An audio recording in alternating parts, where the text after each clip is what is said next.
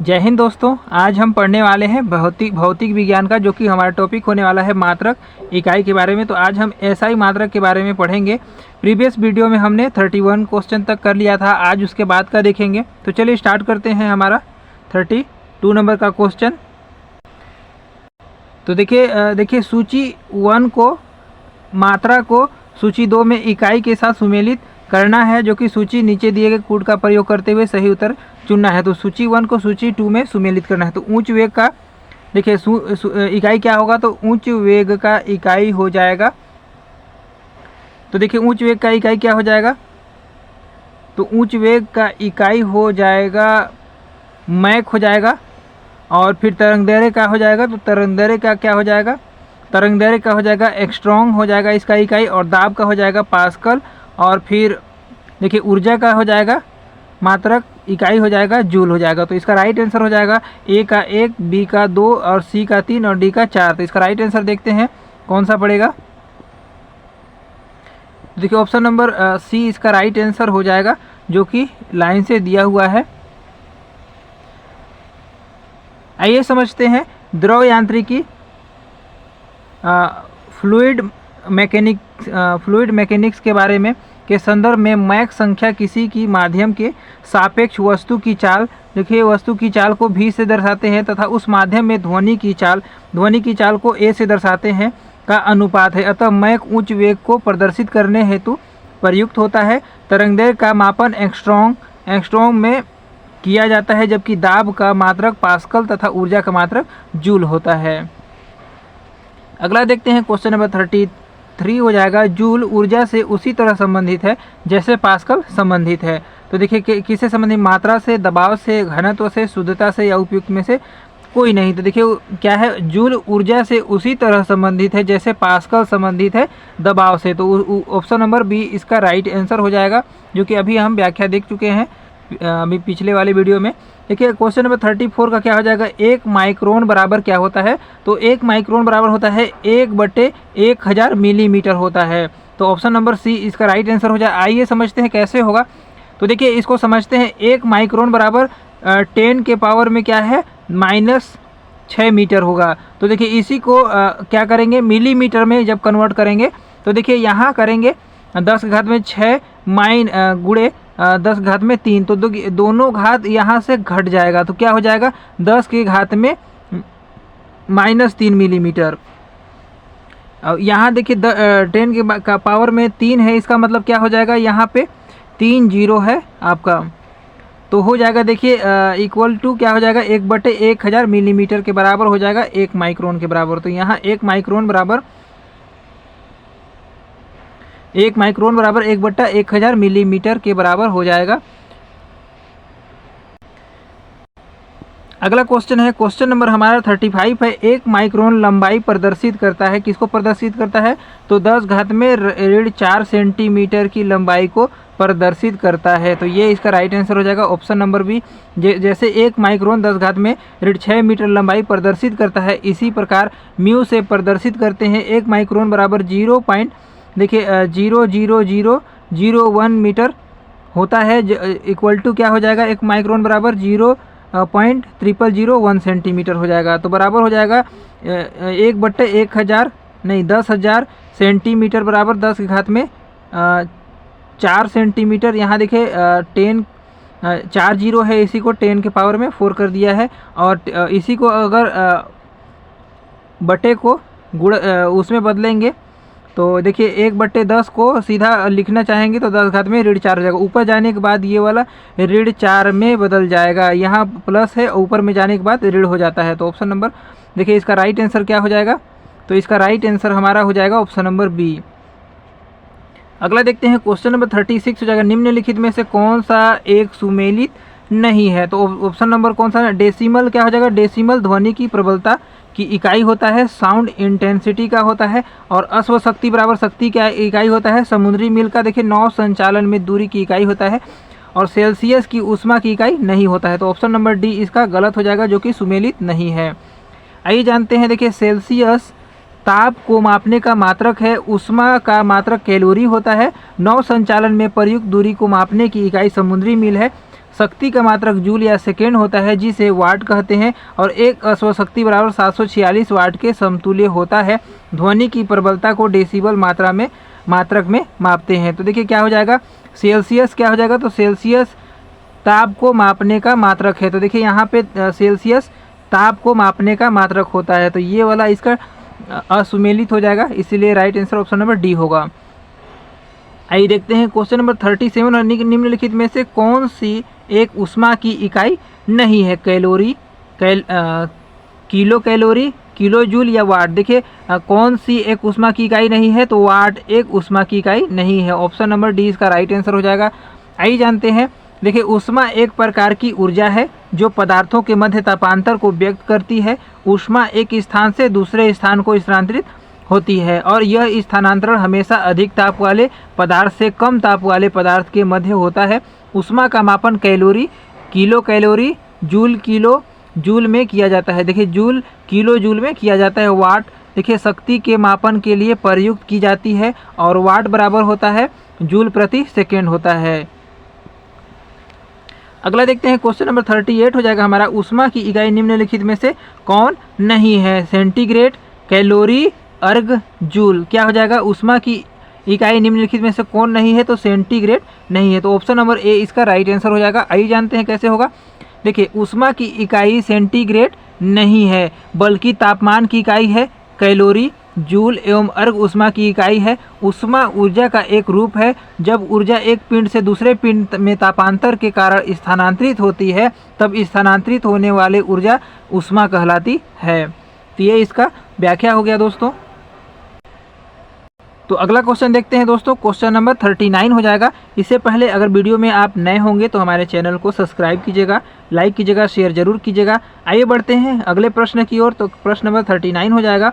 1 kilometre दूरी का तात्पर्य क्या होता है। तो 1 किलोमीटर दूरी का तात्पर्य होता है 1000 मीटर के बराबर होता है। तो ऑप्शन नंबर सी इसका राइट आंसर हो जाएगा। आइए जानते हैं, दूरी को मापने का एसआई मात्रक मीटर होता है। 1 मीटर बराबर 100 मीटर, 1 किलोमीटर बराबर 100 मीटर के बराबर होता है, और 1 मीटर बराबर 100 सेंटीमीटर के बराबर होता है। तो ये इसका राइट आंसर हो जाएगा 1000 मीटर। अगला देखते हैं क्वेश्चन नंबर 40 हो जाएगा। 1 पिकोग्राम बराबर होता है। तो 1 पिकोग्राम बराबर होता है 10 × -12 हो जाएगा ग्राम के बराबर। 10 घात में ऋण 12 ग्राम के बराबर होता है 1 पिकोग्राम। तो आइए जानते हैं कैसे होगा।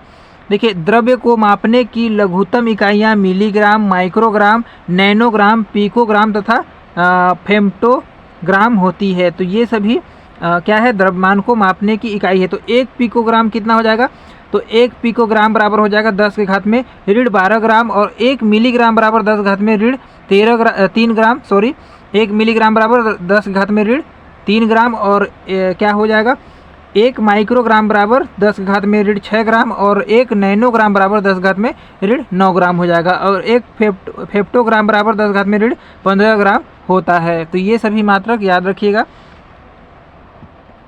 अगला देखते हैं क्वेश्चन नंबर 41 हो जाएगा। पास्कल इकाई है, तो आर्द्रता की है या दाब की या फिर वर्षा की या फिर तापमान की। तो कि पास्कल इकाई है दाब की। तो ऑप्शन नंबर बी इसका राइट आंसर हो जाएगा।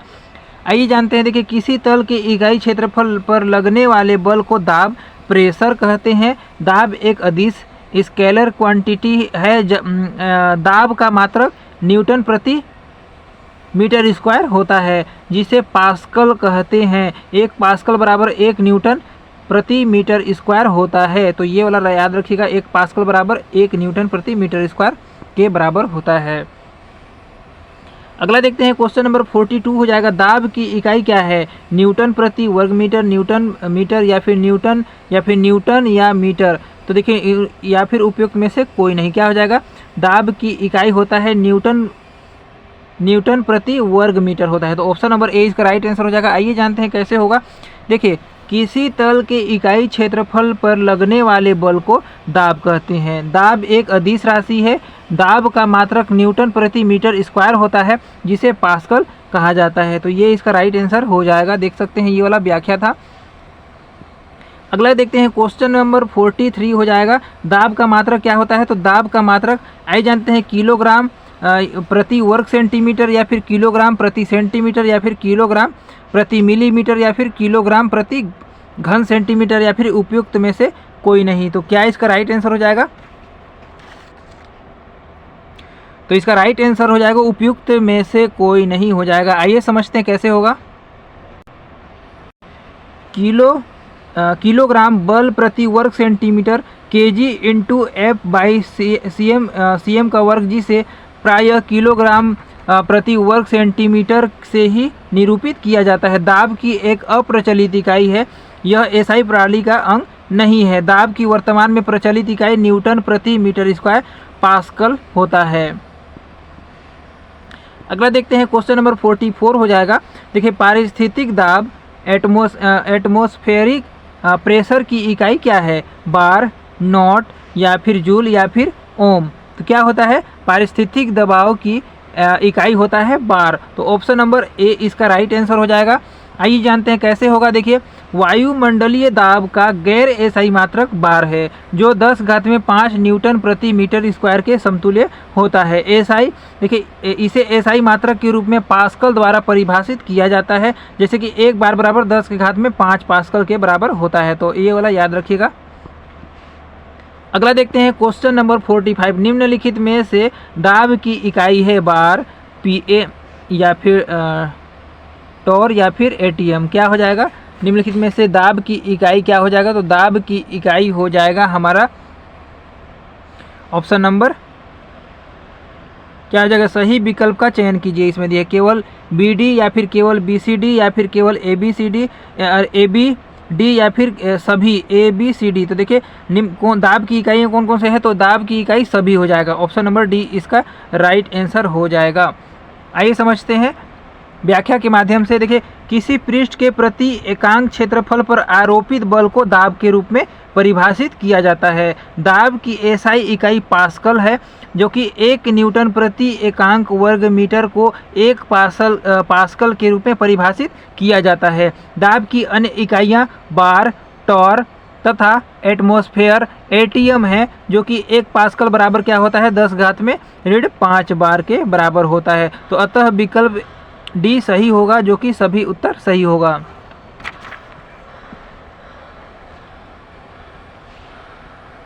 अगला देखते हैं, क्वेश्चन नंबर 46 हो जाएगा हमारा। 1 किलोग्राम प्रति सेंटीमीटर वर्ग दाब समतुल्य के बराबर क्या हो जाएगा? 0.1 बार के बराबर या फिर 1.0 बार के बराबर या फिर 10.0 बार के बराबर या फिर 100.0 बार के बराबर। तो क्या हो जाएगा? 1 किलोग्राम प्रति सेंटीमीटर स्क्वायर दाब समतुल्य हो जाएगा 1.0 बार के बराबर। तो ऑप्शन नंबर बी इसका राइट आंसर हो जाएगा। अगला देखते हैं, क्वेश्चन नंबर हमारा 47 हो जाएगा। निम्नलिखित में से किस राशि का मात्रक नहीं है? प्रतिबल का, बल का या फिर विकृति का या फिर दाब का। तो देखिए, किस राशि का मात्रक नहीं है? तो विकृति का कोई मात्रक नहीं है। तो ऑप्शन नंबर सी इसका राइट आंसर हो जाएगा। आइए देखते हैं, किसी वस्तु की बीमा में आया परिवर्तन और उस वस्तु की मूल बीमा के अनुपात को विकृति कहते हैं। विकृति एक बीमाहीन राशि है, अर्थात इसका कोई मात्रक नहीं होता है। तो इसका राइट व्याख्या, सही व्याख्या ये वाला हो जाएगा। इसकी विकृति का कोई क्या बोलते हैं? बीमाहीन राशि होता है विकृति, इसीलिए इसका कोई मात्रक नहीं होता है। आइए जानते हैं क्वेश्चन नंबर 48 का। तेल का एक बैरेल निम्न में से लगभग कितना होता है? तो एक बैरेल निम्न में से कितना होगा? 131 लीटर या फिर 159 लीटर या फिर 179 लीटर या फिर 201 लीटर। तो देखिए, तेल का एक बैरेल कितना होता है? 159 लीटर के बराबर होता है। तो ऑप्शन नंबर बी इसका राइट आंसर हो जाएगा। आइए समझते हैं कैसे हो जाएगा। पूर्व में तेल की मात्रा बैरेल में नापी जाती थी, अब इसे घन मीटर क्यूबिक मीटर में नापा जाता है। तो एक बैरेल बराबर कितना हो जाएगा? 158.9873 लीटर के बराबर होता है। और एक बैरेल बराबर अगर कहेंगे घन मीटर के बराबर तो 0.158987 घन मीटर के बराबर। और एक बैरल के बराबर कहेंगे गैलन में तो देखिए 42 यूएस गैलन के बराबर होगा एक बैरल। और एक बैरल के बराबर कितना हो जाएगा? 34.9723 यूके गैलन के बराबर होता है। तो ये सभी अलग अलग लीटर, घन मीटर, गैलन और फिर यूके गैलन, यूएस गैलन और यूके गैलन के बराबर हो जाएगा एक बैरल। तो ये सभी ध्यान रखिएगा। अगला देखते हैं क्वेश्चन नंबर 49, लंबाई की न्यूनतम इकाई क्या है? तो माइक्रोन, नैनोमीटर, एंगस्ट्रॉन या फिर फर्मीमीटर। तो लंबाई की न्यूनतम इकाई होता है फर्मीमीटर। तो देखिए ये वाला डी इसका राइट आंसर हो जाएगा। देखिए 1 माइक्रोन बराबर 10 के घात में ऋण 6 मीटर के बराबर होता है, 1 नैनोमीटर बराबर 10 घात में ऋण 9 मीटर, और 1 एंगस्ट्रॉन बराबर 10 घात में ऋण 10 मीटर, और फिर 1 फर्मीमीटर बराबर 10 घात में ऋण 15 मीटर। इस तरह प्रश्नगत विकल्पों में न्यूनतम इकाई फर्मीमीटर है। अगला देखते हैं क्वेश्चन नंबर 50 हो जाएगा हमारा। क्वेश्चन नंबर 50 है सूची 1 को सूची 2 में सुमेलित कीजिए तथा सूचियों के नीचे दिए गए कूट का प्रयोग करते हुए सही उत्तर चुनिए। सूची 1 को सूची 2 में मिलान करना है।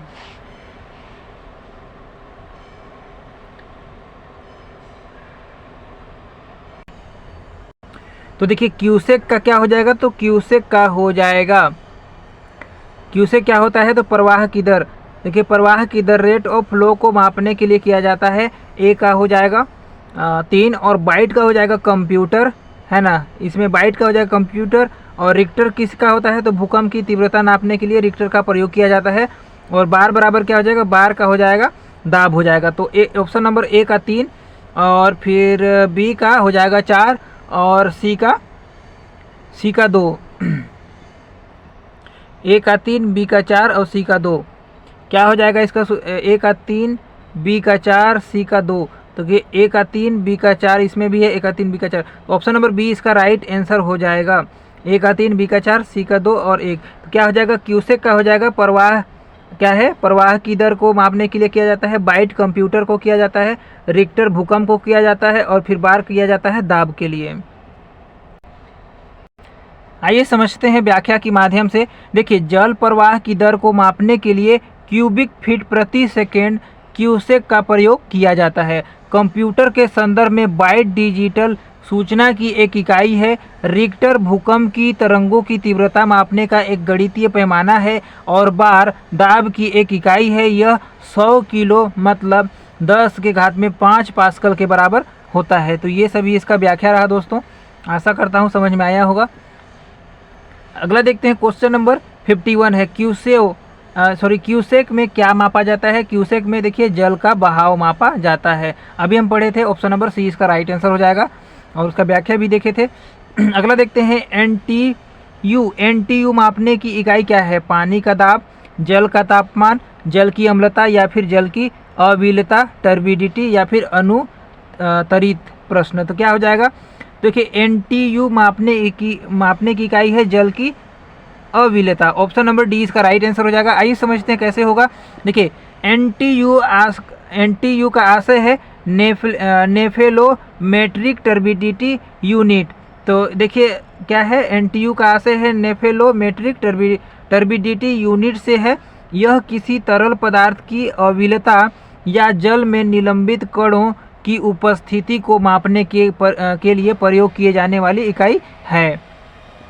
अगला देखते हैं क्वेश्चन नंबर 53 हो जाएगा। निम्नलिखित में से कौन सी वैल्यू सोलर स्थिरांक का मान है? तो कौन सा है? तो देखिए ऑप्शन नंबर बी इसका राइट आंसर हो जाएगा 1.4 kW/m² हो जाएगा।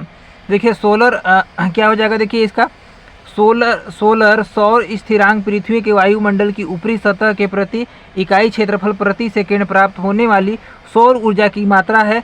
सौर स्थिरांक को सौर विकिरण के प्रवाह घनत्व के रूप में भी परिभाषित किया जाता है। यह एक वास्तविक स्थिरांक नहीं है, इसमें समय के साथ परिवर्तन संभव है। नासा के अनुसार सोलर स्थिरांक मान की परंपरा ये सभी दिया हुआ है।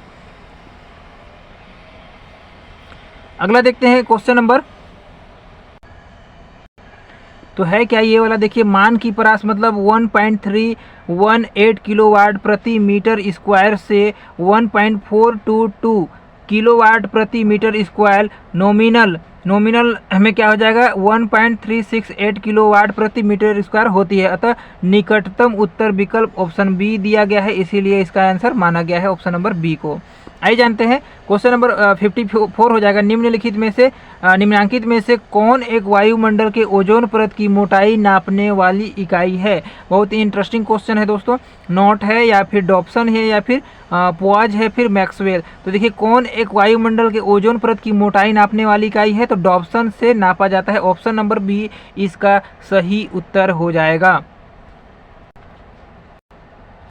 आइए जानते हैं व्याख्या के माध्यम से। देखिए वायुमंडल में ओजोन परत की मोटाई डॉप्सन में मापी जाती है। एक डॉप्सन इकाई मानक ताप और दाब पर 10 माइक्रोमीटर के ओजोन परत को व्यक्त करती है। एक डॉप्सन इकाई DU 2.69 into 10 into the power 20 ozone अणु प्रति वर्ग मीटर के समतुल्य होती है। तो ये वाला इस तरीके से मापा जाता है।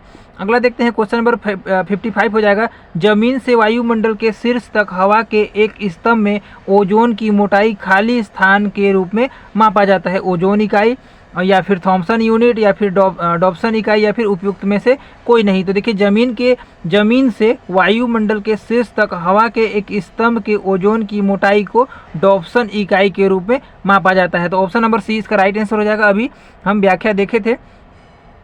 अगला देखते हैं डॉप्सन इकाई का प्रयोग किया जाता है किसके लिए, ओजोन परत की मोटाई नापने के लिए। तो ऑप्शन नंबर सी इसका राइट आंसर हो जाएगा। अगला देखते हैं और हमारा ये वाला लास्ट क्वेश्चन हो जाएगा। डॉप्सन इकाई से निम्नलिखित में से क्या मापा जाता है। तो डॉप्सन इकाई से देखिए ओजोन की सांद्रता को मापा जाता है। डॉप्सन इकाई से ओजोन की सांद्रता मापी जाती है। तो ये रहा दोस्तों भौतिक विज्ञान का SI मात्रक का टॉपिक, जो कि बहुत ही इंटरेस्टिंग टॉपिक है और बहुत ही इंपॉर्टेंट टॉपिक है। वीडियो अच्छा लगा हो तो हमारे चैनल को सब्सक्राइब कीजिएगा, लाइक कीजिएगा, शेयर जरूर कीजिएगा। मिलते हैं देखिए मापक यंत्र एवं पैमाने वीडियो के साथ, और फिर बने रहिए वीडियो में।